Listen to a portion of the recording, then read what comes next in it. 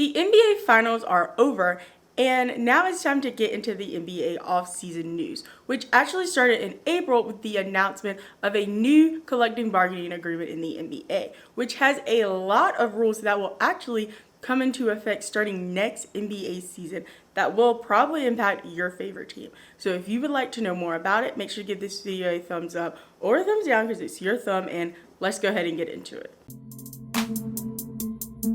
Well, first off, if you don't know what a collective bargaining agreement is, or a CBA, it is a contract between the NBA and the NBA Players Association, which lays out rules and regulations that both sides must follow, as well as the rights that each side has when it comes to revenue sharing and basically how the money is spread about in the NBA. The length of this collective bargaining agreement is a 7-year contract, which starts July 1st, 2023 and will go until the 2029-2030 season of the NBA, but each side has the option to opt out a year before in the 2028-2029 NBA season.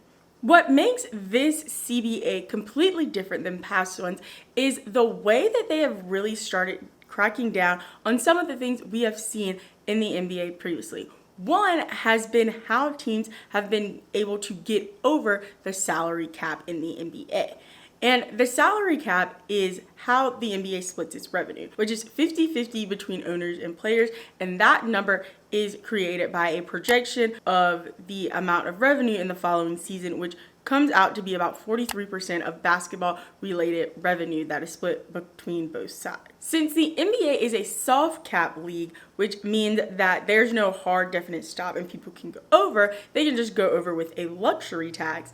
It means that some teams have been able to use and abuse this, which is what this CBA is coming to stop, as they are implementing a $17.5 million kind of secondary salary cap, also known as a second apron, to penalize teams that are trying to go above the salary cap. So once they reach that mark, they will have penalties that will impact the way they can go about trades and signing players and different things in the NBA. And those penalties are, they will not be able to sign players to a mid-level expectation contract, which during the 2022-23 NBA season, that means that John Wall wouldn't have been able to have been signed by the Clippers. And this is truly a push to get high-level players to want to go to the lower end of the salary cap teams, aka the not too good teams, to kind of even out the playing field in the NBA. The second penalty is that they cannot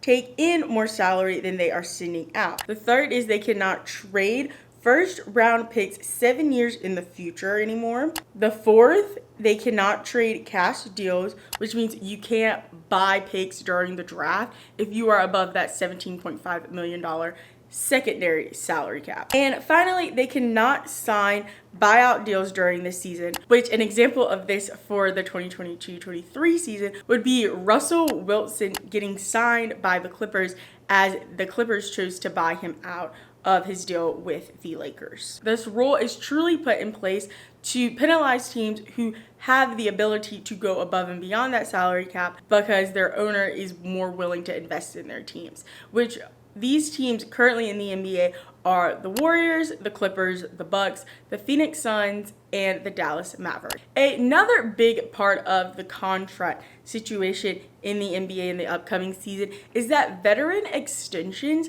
will be allowed to be 140% more than their previous salary, which wasn't allowed in the previous collective bargaining agreement, as it only could be 120% of their previous salary. And this was implemented to help players who were given a bad contract or a contract not worth their value from their rookie contract extension, like some could possibly say Jaylen Brown and Lauri Markkanen. And the final contract deal that is measured in this CBA is that teams can have more than 2 supermax contract players on their roster, which is big for every team, but especially Cavaliers, as they have Evan Mobley coming up on his rookie contract extension, but they already have Donovan Mitchell on a really big contract and Darius Garland on a really big contract. But since players are allowed to make a little bit more money in this CBA, the owners decided that they would put more stipulations on what they have to do to get this money. And that really is implementing a 65-game minimum that players have to play in to be even nominated for an MVP or an All-NBA team or any of those kinds of awards. And that's a big deal for players because their money attached to those awards come for their contracts, as those are incentives and bonuses they get for receiving those awards. Not only can you just go in the game for 2 minutes and slap out, they said that players must play 20 minutes in those 65 games, but with a few exceptions. That if a player has a season-ending injury, they can play 62 games and still be considered, and then they can have near misses of that 20-minute mark, but they could only have 2 games with only 15 minutes played being counted in that 65 game total. The last big thing from the CBA for me was the upcoming in-season tournament that the NBA will be implementing in the 2023-24 season. Now, if you're invested in the WNBA, you would know that they have a similar in-season tournament called the WNBA Commissioner's Cup. And the NBA is kind of implementing that same thing. This tournament will be styled as a pool play tournament, and then the 8 final teams will play an elimination style tournament.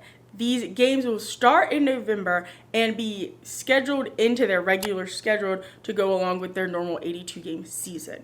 The championship will be held in November, with the 4 teams left standing playing in a Final Four, which will take place in a neutral site, and Las Vegas is right now at the top of that site possibly being. And the winning players and coaches will receive a cash prize for winning this in-season tournament. Well, now that you know so much about the new NBA collective bargaining agreement, make sure to check out this video right here where I discuss how Supermax contracts works so you can know why this is such a big deal for the players' side of the NBA. As well as make sure to subscribe and hit the bell to be notified every time I post a new video, which are on Mondays at 11 a.m. Eastern Standard Time. Go ahead and leave me a comment down below telling me what do you think about this new in-season tournament and how you think this is going to work out. As well as give this video a thumbs up or a thumbs down because it's still your thumb. And remember, don't be afraid to join the convo.